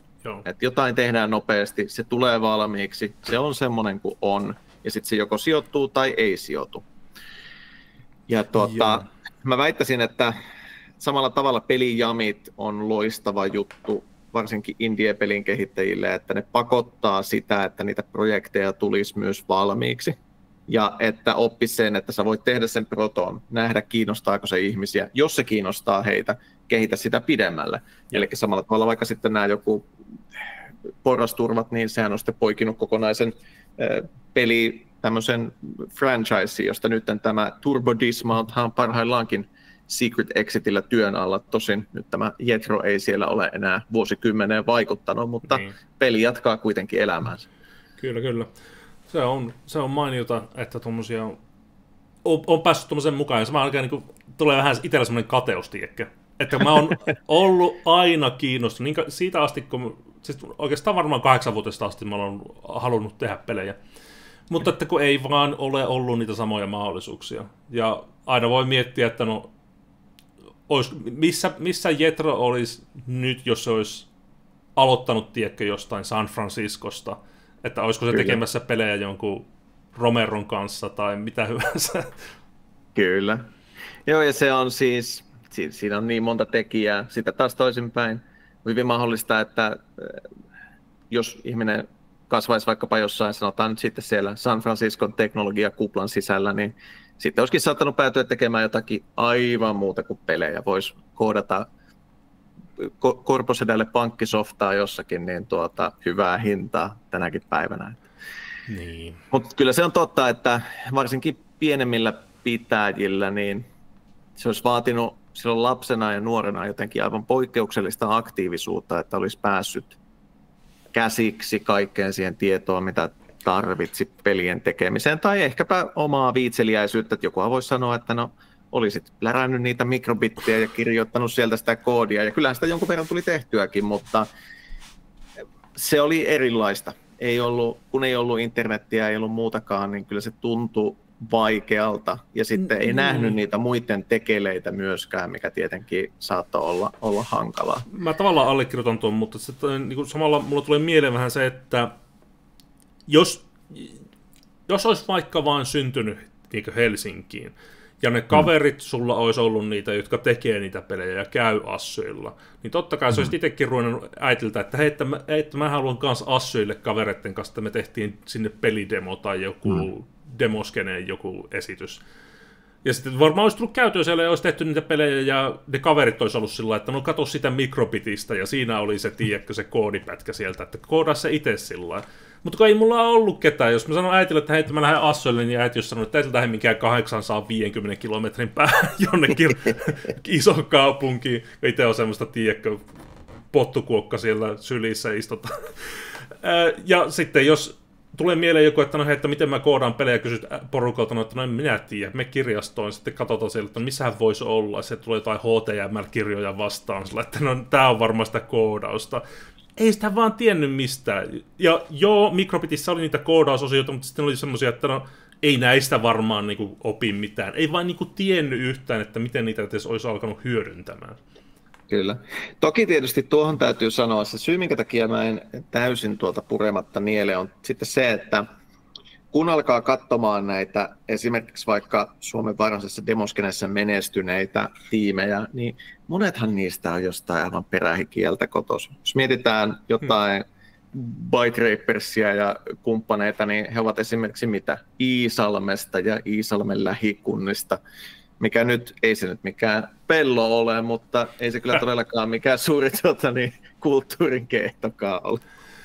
Joo. Ja kyllä sieltä sitten on maakunnista vaan matkailtu sinne linja-auto ja juna on vienyt etelään sitten näkemään muita skeneen jäseniä. Mutta on se nyt sitten kuitenkin, mitä siellä on 20 000 ihmistä, paljonko siellä on siihen aikaan ollut? Varmaan piirun enemmän, ei varmasti paljon enemmän, mutta kyllähän Iisalmikin semmoinen pieni eloisa kaupunki on. Joo. Niin, se olisi vaan vaatinut sitä, että olisi oikeasti ollut niitä kavereita, jotka on kiinnostuneet siitä, koska mulla ei vain, niin kuin, en mä tiedä, niin kuin, miten mä olisin mistään nuorempana saanut päähän, että alan koodaamaan pelejä, tai että vaikka niin kuin, olisi ollut se ajatuskin, että alan koodaamaan, että haluan osata koodata pelejä, mistä sen olisi löytänyt sen tiedon. Että Microbitistä se olisi löytänyt, mutta ei mulla niinku käynyt mielessäkään, että mä lähden kaivamaan sieltä ja alan kokeilemaan jotakin itse. Ei vain ollut sellaista, ei tullut sitä, niinku sitä ideaa päähän. Ja jos sitä ei tule, niin ei sitä voi mistään saada. Jonkun sen täytyy sanoa. Että nekin ajatukset ja kaikki, mistä on innostunut niinku roolipeleistä tai mistä hyvänsä, niin ne on aina tullut kavereilta sillä, että joku kaveri oli jostain, se oli käynyt jonkun sen serkun tykönä, tiedätkö, jossain isossa kaupungissa, ja sitten oli siellä pelannut keskimaan roolipelejä, ja sitten oli, että no hei, että mäkin ostan Magic the Gathering kortteja. Sitten oli tullut niin kuin, takaisin sinne omaan kämppäänsä, ja sitten meikä tulee käymään kylässä siellä, että mitä te teette, me pelataan keskimaan roolipeliä. Ai jaa, Mäkelän tekee omia roolipelejä. Mutta että jos joku olisi ollut kiinnostunut siellä koodaamisesta, mä opettelen koodaamaan pelejä tai ihan mitä tahansa, niin sitten olisi ehkä itsekin tullut, että ai, että näitä voi koodata, ja sitten olisi voinut itse alkaa ja kysyä niiltä ja mitä hyvänsä. Mutta ei ollut mitään semmoista kulttuuria siellä, mistä mä oon kotoisin. Ei kukaan tehnyt mitään edes lähelle sellaista. Joo, kyllä mä samaistun tuohon. Ja sitten jotenkin vaikka joku pelien tekeminen, niin se, miten sitä tuolla omassakin lapsuudessa ajateltiin, niin sitä jotenkin ajateltiin semmoisena todella kaukaisena ja vaikeana juttuna, että vähän semmoisena, että no eihän semmoista täällä voi tehdä. Että täällä voi viljellä maata ja tuunata mopoja ja tiedätkö, niin kuin se, ja jossain kaukana tuolla maailmalla jotkut sitten tekevät niitä pelejä. Näin on. Puhutaan vähän sen meillä on tullut nyt monta näitä luolalentelyitä, ja me ollaan vähän keskusteltu muidenkin yhteydessä tästä, mutta mua hirveästi kiinnostaisi se, että miten tämmöinen peli, miten siitä voisi saada kiinnostavan nykyyleisölle, koska musta vähän tuntuu siltä, että mua itseä ei ihan hirveästi nää nappaa vieläkään, ja sitten, että jos olisi hirveän innostunut sitä. Mulla on välissä semmoinen ajatus, että voisi tehdä oman luolalentelypelin, mutta että se pitäisi olla jotenkin merkittävästi, tiedätkö, modernimpi, tai siinä pitäisi olla jotakin, millä saa ihmiset oikeasti kiinni siihen peliin. Mitä se pitäisi olla? Ihan vaikka peliin mekaanisesti. Miten sitä saisi nopeampaa? Ja, siis nämä kaikki ottaa sieltä ländereistä, ja sitten myöhemmin tulisi turboraketti. Että se on niin voimakkaasti sidoksissa siihen, että sä meet sitä painovoimaa vastaan sillä raketilla ja käännyt hitaasti ja Sitten jos osut seinään, niin ottaa vahinkoa, ja no Turboraketissa taisi tuhoutua siitä iskosta se koko alus. Mutta mä hakisin, ensimmäinen ajatus, mitä mä oon pyöritellyt päässä, on ihan se kontrolliskeema. Että nämä on vähän niin kuin jumittanut edelleenkin sinne 90-luvulle, siis uudetkin luolalentelyt, mitä on tehty. Niin se hyppy, minkä nämä Twin Stick-pelit, jos puhutaan niin kuin tuosta Tapan kaikki, Assault Trooper, Threat, kaikki ne on sellaisia mun mielestä aikaisempia tällaisia Twin Stick-pelejä. Twin Stick-pelejä, joo. Niin, single stick-pelejä. Kyllä. Niin, ne teki sen hypyn, että alettiinkin ohjaamaan sitä hahmoa, niin käännettiin toisella tikulla ja sitten niin kuin liikutettiin toisella tikulla. Ja tietenkin näppäimistössä hiirellä se tapahtuu vastilla ja hiirellä. Mutta että mun mielestä myöskin luolalentelyssä pitäisi tapahtua vastaavanlainen hyppy, että sitä käännettäisiin sitä alusta toisella tikulla ja niin kuin kaasua ja tämmöisiä slideja ja muuta tehtäisiin sitten toisella tikulla. Jotenkin sitä tulisi heti paljon pelattavampi peli. Joo, kyllä varmasti niin kuin jonkinlainen modernisointi olisi paikallaan. Tämä on hassua, kun kysyt tätä, koska mä mietin ihan samaa, kun mä kattelin läpi sitä meidän pelimatskua ja kattelin muitakin pelivideoita Kopsista. Ja sitten mulla yhtäkkiä tuli sellainen ajatus, kun mä aloin miettimään sitä, että no eihän se mikään Wings ole, että voi jumpe, että nämä luolalentelit, nämä on kaikki käytännössä sama peli. Niistä tulee vähän jopa sellainen fiilis, niin kuin, tiedätkö, että onko jossain joskus sanottu, että hyvä ensimmäinen harjoitus pelintekijälle on kokeilla kopioida turborakettipeli. Koska niitä on niin paljon ja ne on lopulta niin samanlaisia. Ne on niin samanlaisia.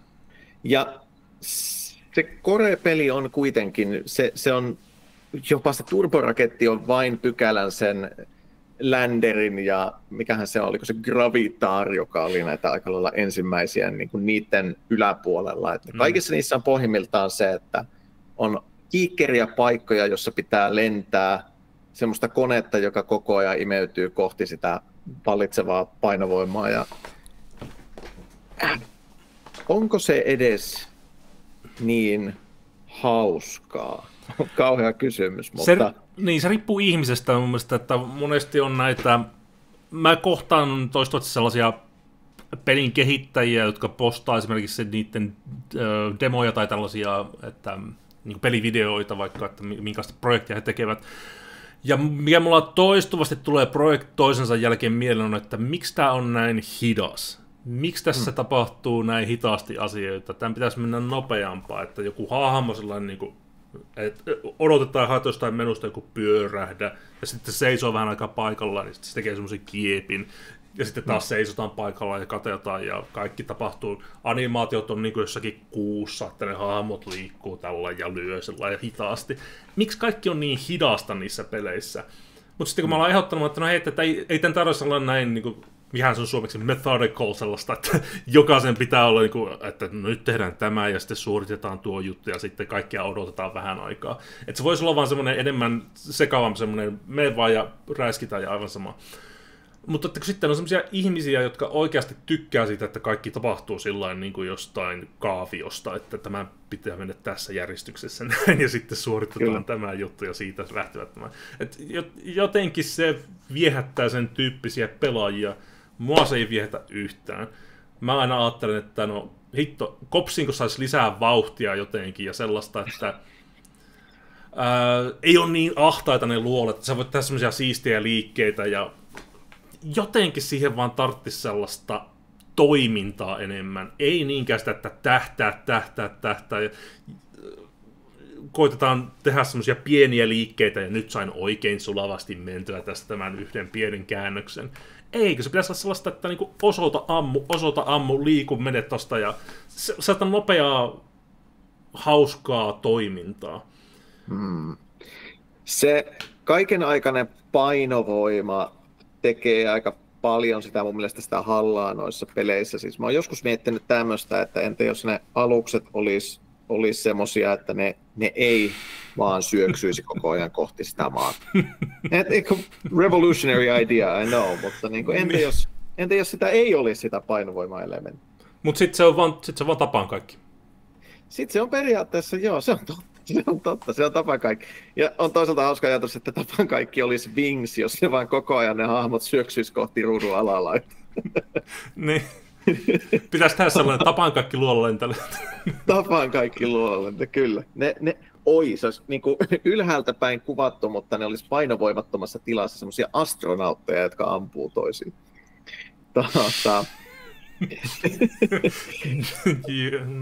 Mutta tämä on jännä juttu. Mä aika vastikään kävin tätä ihan samaa keskustelua erään kaverin kanssa näistä luolalentelyistä, ja että mikä voisi olla semmoinen moderni luolalentely. Itse asiassa aikanaan muutama kollega tuolla OP:lla kehitti modernia luolalentelyä mobiilille. Mä en valitettavasti muista sen heidän pelinsä nimeä nyt, mutta se minun mielestä julkaistiinkin, ja se oli tämmöinen, missä se luolalentelyn sijasta oli vähän niin kuin tämmöinen luolakilpa-ajo.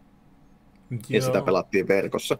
Mutta hänellä oli hauska pointti tällä ystävälläni siis, joka sanoi, että onhan semmoinen jo tehty, että sehän on Flappy Bird. Sitten mä mietin sitä hetken aikaa, niin kuin, I guess, että tavallaan niin kuin, jos sä viet sen mekaniikan, että tavallaan sä kamppailet painovoimaa vastaan ja kikkailet luolastoissa, niin kuin siihen loogiseen äärimmäisyyteensä, niin sitähän joku Flappy Bird oli. Niin. Mutta ei kuitenkaan, koska sä et oikein... No, tää on vähän, että kun alkaa puhumaan mobiilikehittäjien kanssa siitä, että mitä jotkut muut pelit on, niin se jotenkin, sitä riisutaan niin paljon pois, niin kuin vaikka luolalentelypelistä, että se ei oikeastaan enää ole edes se sama peli. Se kokemus on täysin kadonnut siitä. Mun mielestä Flappy Birdillä ja Kopsilla on sama se, että niissä on painovoima. Ja sitten se kokemus on niin muuten ihan täysin eri. Kopsissa susta tuntuu siltä, että sä ohjaat sitä alusta. Flappy Birdissä susta ei tunnu, että niin sä ohjaisit yhtään mitään. Hei. Eikö susta tunnu, että sä ohjaat sitä vähän Super Mariosta varastetun näköistä assettia? Niin kuin aseet. Niin. Ja se kilpailu, että sä oikeasti taistelet jotain muuta tyyppiä vastaan. Kyllä mä ymmärrän ne askeleet, että millä tohon johtopäätökseen päästiin. Mä en vaan ole samaa mieltä, että se on niin yhtään sama asia. Kyllä. Joo. Ja ei siis mun mielestä tuntuu, että se oli aika provokatiivinen lähestymistapa ihan tietoisesti häneltäkin, mutta tavallaan ymmärrän, niin kuin just niin kuin sanoit sen, että miten tuohon päätyy. Ja sitten mä myöskin ymmärrän sen, että genrenä luolalentely, niitähän on, jos Steamiinkin lähtee katsomaan, niin tasaisin väliajoin on tullut joku tämmöinen, hei, moderni luolalentely. Ja onko? Sitten ne on oikeasti vaan taas Cops tai Wings tai Outs. Kyllä niitä ihan muutamakin kuule löytyi. Mikähän se oli se viimeisin, minkä mä löysin? Oli sekin vanhahko, koska se luokka 2016, mutta katsotaan. Itse asiassa Steamista saattaa löytyä jopa tämmöinen luolalentely-genrekin ehkä. Mäpä koitan sitä tässä samalla etsiä. Mun mielestä näissä luolalentelypeleissä kuitenkaan niin se painovoima ei ole se ongelma. Että jos sen ottaa pois, niin sitten ollaan vähän niin kuin siinä pisteessä, että mitähän. Mä jotenkin, kun mä mietin luolalentelypeliä, niin ehdottomasti se on sellainen asia. Mun mielestä se on hauska elementti. Ja se voisi olla jopa vähän voimakkaampi kuin mitä se nyt on. Se, miten mä lähestyisin sitä, on pikemminkin, että mä mietin, että mitä on ne ongelmat, mitä se nyt aiheuttaa, ja mietin niitä ratkaisuja niihin juttuihin. Esimerkiksi, no sitä on vaikea ohjata, joo, mutta se vaikeus tulee aika paljon siitä, että kun sen pitää kääntää sitä alusta, sitä hahmoa, niin kuin Tapan kaikissa sä käännät sitä hahmoa nuolinäppäimellä, niin se kääntyy aina osoittaan tällä, ja sitten se aina kävelet siihen suuntaan, mihin se osoittaa, mikä tekee semmoisen typerän fiiliksen siihen peliin, että sä aina niin kuin osoitat väärään suuntaan, sä et voi streifata mitenkään, niin se ohjaaminen on vain tosi vaikeaa. Kun taas, jos me päästä siihen twin stick-tyyliseen ohjaukseen myöskin luolalentelyssä, niin se ohjaaminen heti helpottuisi varmaan niin kuin tosi paljon. Elikkä siitäkin huolimatta, että siinä on painovoima, niin sulla olisi koko ajan enemmän semmoinen fiilis, että sä oot kontrollissa siitä aluksesta. Sä pystyt pikkusen en tiedä, streifaamaan suoraan, mutta että sä voit semmoisilla jollakin boostereilla antaa vähän semmoista potkua tiettyyn suuntaan. Jos sä oot tippumassa sillä aluksella, että putoaa, sä annat niin sivusta vähän potkua sille, että se ei mene sitä lattia kohti niin voimakkaasti, ja sitten sä samalla pystyt puskimaan eteenpäin johonkin sinne luolastoa pitkin. Musta tuntuu jopa, että jos mä tekisin prototyypin tästä, niin sitä voisi tulla aika hyvä sellainen, että sä pystyt vähän niin kuin driftaamaan siellä luolissa. Mutta se just, että onko se, kiinnostaako se ketään, onko se sellainen peli, mitä kukaan haluaa pelata. Musta tuntuu, että jos me aletaan katsomaan suosituimmat luolalentelyt Steamista, niin ne ei ole missään tuhansissa ne arvosteluiden määrät siellä. Ei, kun jotenkin musta tuntuu, että ne on melkein aina nimenomaan ollut tämmöisiä throwbackkejä. Mä en tiedä, että mikä se on se syy, minkä takia on ollut niin vähän mielenkiintoa oikeasti koittaa keksiä siellä mitään uutta. Mä tässä just katselen näitä viimeisimpiä julkaisuja, mitä tämän genren sisältä löytyy. Vuodelta 2016 löytyy tämmöinen kuin Super Grav, mutta tämä ei ole edes kaupallinen julkaisu. Sitten 2021 on tullut Trustlander, ja tämä saattaa jopa ollakin kaupallinen julkaisu. Katsotaanpas. Trustlanderi. Kyllä, Trustlander is a cave flyer with modern graphics, classic gameplay, challenging levels. 2021 julkaistu 8 arvostelua. Joo. Mites sitten mä voin itsekin hakea sen, mutta siis tää Assault Wing, sehän oli... Joo, sehän tuli ilmaiseksi eikä tullutkin. Niin, no sekin oli ilmainen, joo, mutta siitä nyt kuitenkin on Steamissa, varmaan sillekin voidaan käydä katsomassa, että paljonko sille arvosteluita löytyy. Assault Wing 2013, ja siitä tehtiin, siis tää oli alun perin tolle. Mikä se on, onko se X-Anna vai mikä sen nimi on? No, täällä on 8 arviota. Tämä on nyt siis julkaistu tänä vuonna tammikuussa Steamiin. Tammikuussa 8 arviota. Ja ilmaiseksi vieläpä kaikille. Ilmaiseksi vielä kaikille.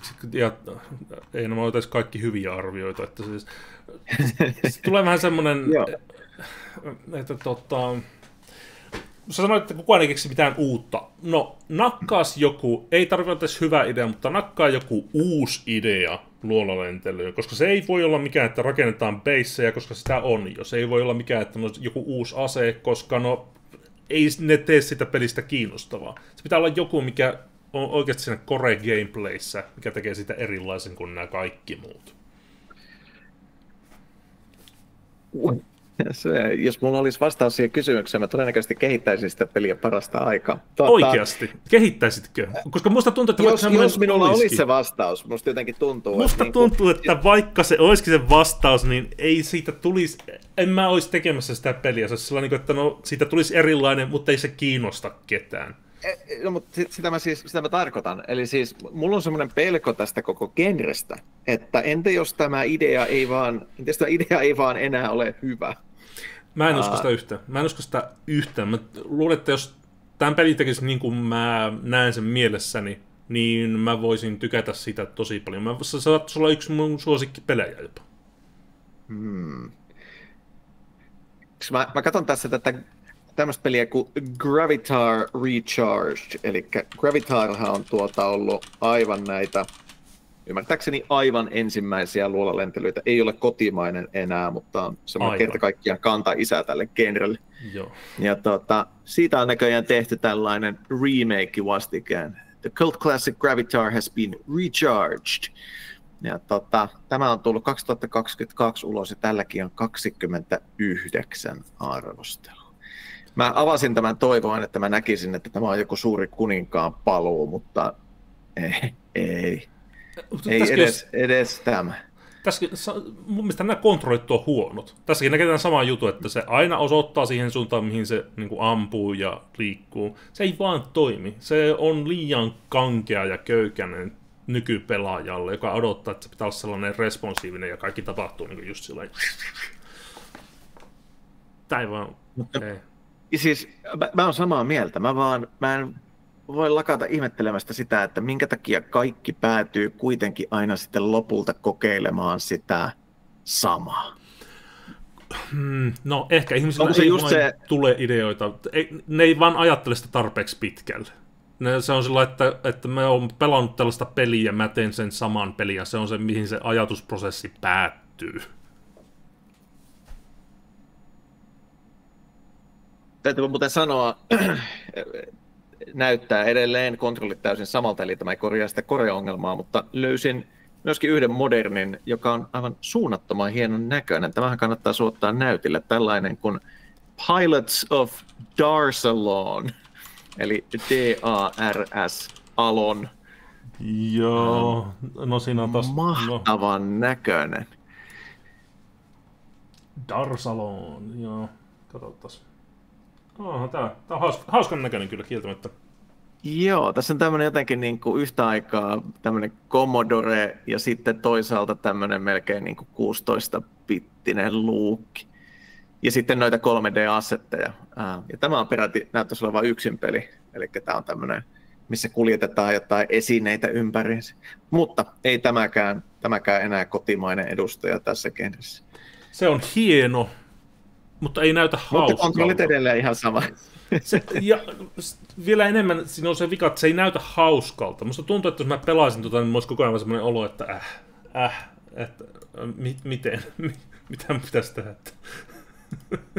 Joo. Mutta tällainen kohtalo tällä genrellä jotenkin on, että siinä on tietty stagnaatio. Et nämä pelit, mitkä on tullut pari vuotta sitten, ei näytä kovin paljon erilaisilta kuin ne pelit, mitkä on tullut 20 vuotta sitten. Ja nekään ei näyttänyt kovin erilaisilta kuin ne pelit, mitkä oli tullut 80-luvulla. Ei. Se on, mutta just se, että mieti, mikä on se ongelma siinä pelissä ja sitten ratkaise se ongelma. Se on oikeastaan... Toinen ongelma, mikä minulla oli Kopsissa koko ajan, on se, että ne aseet, se balanssi on jotenkin vaan niin hämärää. Näissä peleissä on aina se juttu on ollut aina ne erikoisaseet. Ja mä oon todennut mainittaa aikaisemminkin, luultavasti, koska tämä on, mistä mä tykkään puhua näiden pelien kohdalla. Mutta se, että mun mielestä se pääase pitäisi olla se, millä sä ammut niin kuin koko ajan. Ja se voisi olla vähän niin kuin jostain, tiedäkö, shmupista, shoot 'em up-pelistä, että sä kerät siinä upgradeja ja saat niin kuin koko ajan vähän jotain lisää juttuja siihen pääaseeseen ja sitten tulee tehokkaampia. Sitten sä pystyt tappamaan vihollisia paljon nopeammin. Ja sitten ne erikoisaseet, niitä voisi olla vaikka paljonkin, niitä voisi olla useita kerralla päällä, sä voit käyttää niitä eri napeista ja tälleen, se voisi tehdä sekavan, mutta se ei ole se pointti, vaan pointti on se, että ne erikoisaseet pitäisi olla semmosia, mitkä muuntaa sitä gameplaytä jotenkin, eikä sillä, että tää on joku iso tykki, joka tekee tosi paljon damagea. Mun mielestä se on täysin väärä lähestymistapa niihin erikoisaseisiin, että ne tekee damagea. Niitä pitäisi tehdä jotakin ihan muuta. Että Kopsissakin on semmoinen, mä katsoin pitkään aikaa tässä videossa semmoinen erikoisase, että sitä sun aluksesta lähtee niin kuin joka suuntaan, silloin kaikkiin suuntiin lähtee jotain semmoisia pikkusäteitä, sädetikun-säteitä. Ja sitten mietin, että no jos tässä olisi 4 pelaajaa, se voisi olla jo jotakin järkeä, mutta 2 pelaajalla se on niin kuin, että yksi niistä osuu ja sitten 20 niistä lentää hutiin, että mikä pointti on siinä. Ja sitten siellä on semmoisia isoja tykkejä, jotain pommeja ja kaikkia tämmöisiä, että ne tekee kauheasti damagea. Mutta sitten tulee semmoisia mieleen, että jotka niinku just hämärtää sen näkökentän tai puskee sitä vihollista poispäin. Että kuka semmoisia käyttää? Sä vaan haluat saada ne hengiltä mahdollisimman nopeasti. Että niiden idea on joku semmoinen, että sä pääset nopeasti pakoon tai jotain muuta. Mutta miksi sä haluaisit pakoon? Sä vaan koetat saada ne hengiltä. Kyllä. Hei, mä löysin vielä yhden ehkä mielenkiintoisen, nyt kun tähän aiheeseen päädyttiin pelin. Tämä on jo 10 vuotta vanha, mutta tämä löytyi Steamistäkin, mutta heillä oli jotenkin todella kehno Steam-sivu. Mä laitan sulle linkin YouTube-videoon. Tämmöinen kuin Galaxy.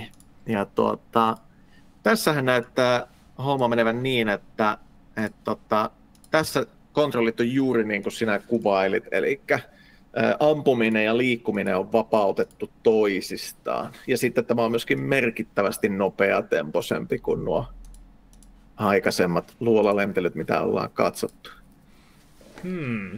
Joo, alkaa näyttää heti paljon paremmalta. Galaxy, ja joo, tässä ainakin kovasti koitetaan saada näyttämään se tämmöiseltä anime-henkiseltä. Ei ihan selvitä, että onko tämä oikeasti Japanista kotoisin tämä peli, vai onko se vaan nojannut tuohon estetiikkaan, mutta tällä näytti olevan Steamissa jo peräti kuitenkin muutamia satoja arvosteluja, eli ainakin oli vähän enemmän sitten saanut itselleen myöskin joskus näkyvyyttä. En ole ennen tällaisesta pelistä kuullut, mutta se löytyi tuolta luolalentelyiden listalta. Hauska, joo, ja tässä on just tämmöistä vähän sivuttain liikkumista, ja mulle tulee välittömästi mieleen kuin shmupit. Tässä on yhdistetty niin luolalentely ja tuommoinen shoot 'em up-peli. Tosi hyvä idea. Oliko täällä paljon arvostelut? 245. No se on heti, se on niinku sillä tasolla. Sanotaanko, että tässä genressä se on jo ihan merkittävä lukema. Merkittävästi korkeammalla kuin nämä muut pelit, mutta just se, että vaikka sä tekisit jotakin uuttakin ja niinku oikeasti hyvin sen pelin, niin eipä vaan tunnu kauheasti ketään kiinnostavaa. Jotenkin tämä genre on vaan, en mä tiedä. Ehkä se on, joku siinä tuntuu musta vähän samalle niin kuin joku, tiedätkö, kun mietit, mistä tämä genre on lähtenyt liikkeelle, se on just se Moonlander ja tämä Gravitar ja näin. Se on vähän sama niin kuin jotain Pac-Mania koittaisi epätoivoisesti välttää henkiin tänä päivänä. Et ehkä jossain kohtaa pitäisi vaan sanoa, että hei, että se kyseinen genre, niin se ei vaan enää sytytä ketään. Mutta miksi? Onko se vaan se, että se on 2D-peli ja siinä lennetään? On se mahdollista, että se on se. Jos me mietitään jotain, mikähän olisi oikein suosittu 3D-lentelypeli, varmaan tämmöisiä ihan lentosimulaatioita tai mikähän se on se Elite Dangerous vaikka, niin no sekin on jo vanha peli, mutta siis jos katsoo niin, Steamista. Mitä jengi pelaa netissä näitä lentelypelejä, eikö se ole joku tämmöinen vähän niin kuin World of Tanks, mutta lentokoneille?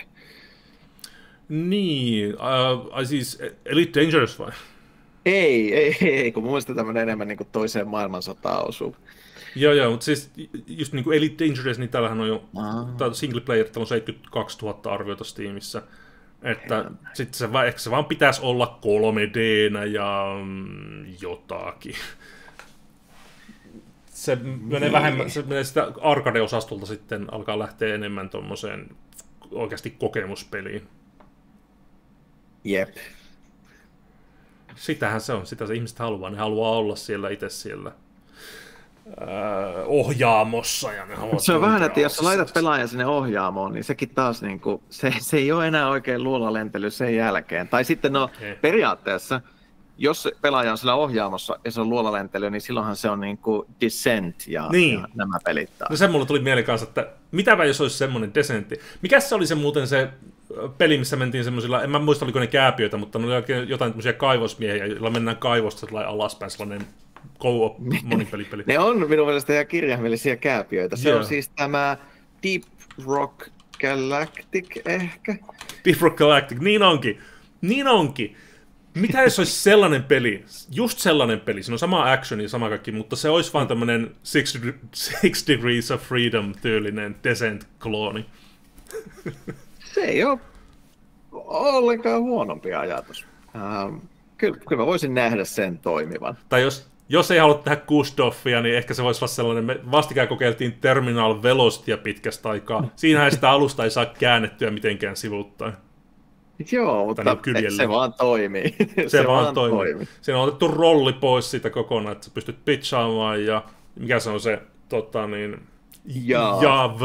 javvaamaan. Suomeksi javittaa. Kyllä. Se voisi olla ihan hauska. Mä tavallaan tykkäisin sellaista lentelypeli, luolalentely 3D. No mitenkäs sitten, jos otetaan toi sun konsepti, mutta koitetaan pitää se vielä 2D:nä, eli en tiedä, se olisikin semmoinen Terraria-tyyppinen. Kuvittelen, että ne jätkät vois myöskin niinku hetkellisesti, jos tarvitsisi, niin hypätä ulos sieltä aluksista. Joo. Ja sitten takaisin niiden kyytiin. Mikä se oli se NES-peli? Mulla ei tullut nimet mieleen tänään yhtään. Se on toi Blaster Master. Blaster Master. Kyllä.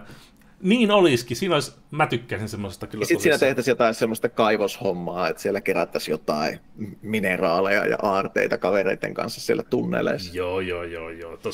Tossa on heti idea. Siis semmonenhan se Starboundin olisi pitänyt olla. Joo. No niin, nyt kun ollaan keksitty huomattavasti parempi peli, Ei sitä kukaan meidän pelaisi. mielikuvituksessa meitä kukaan ei pelaisi. Olisiko meidän aika koittaa antaa tämän kaiken päätteeksi Kopsille joku arvosana? Kopsilla arvosana, se olisi hyvä idea.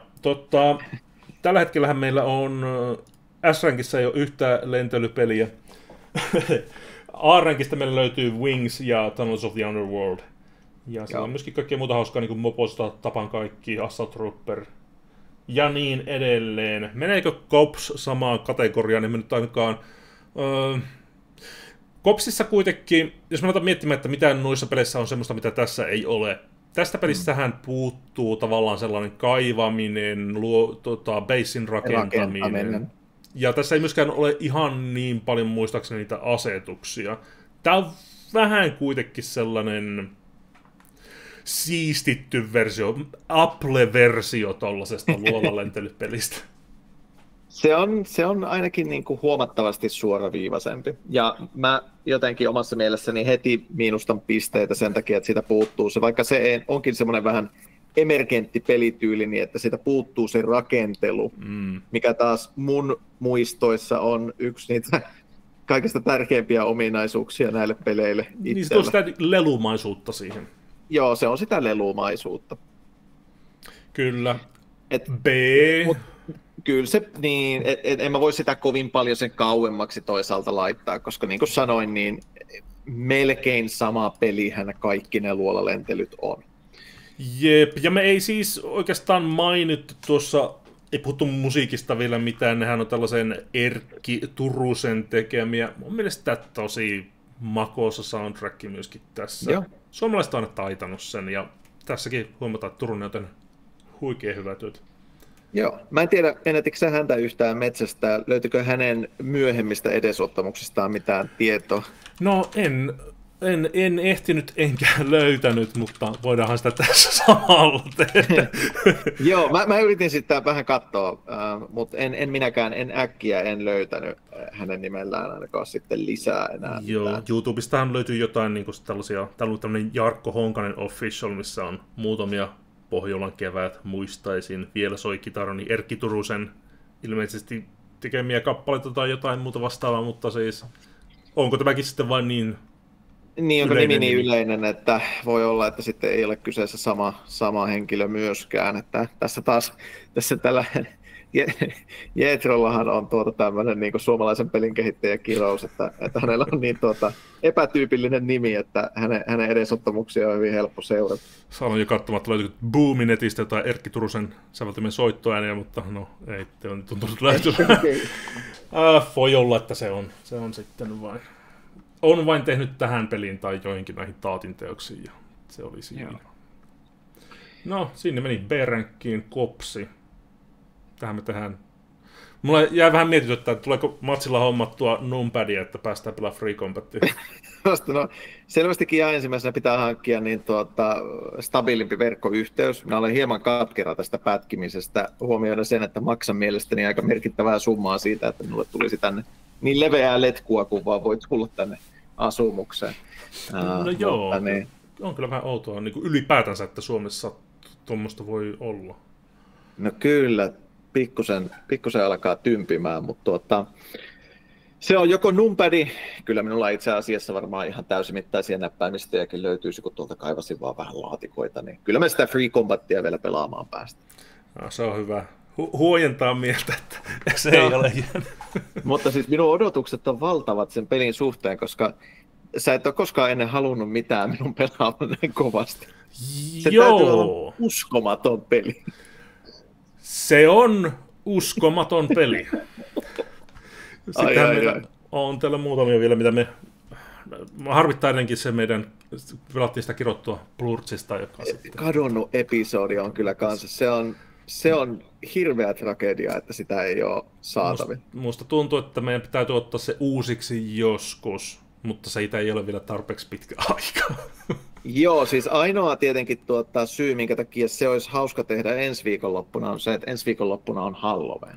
Oi! Mun mielestä se olisi kyllä niin kuin sen herättäminen henkiin sen jakson olisi aika osuva tämmöinen niin kuin Halloween-teemainen kauhujuttu. No nyt kun otit sen puheeksi, otetaanko Blurtsis ensi kerralla?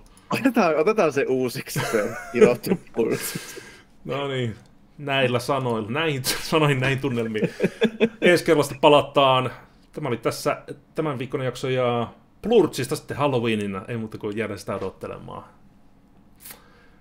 Hyvä. Palataan. Palataan. Morjes.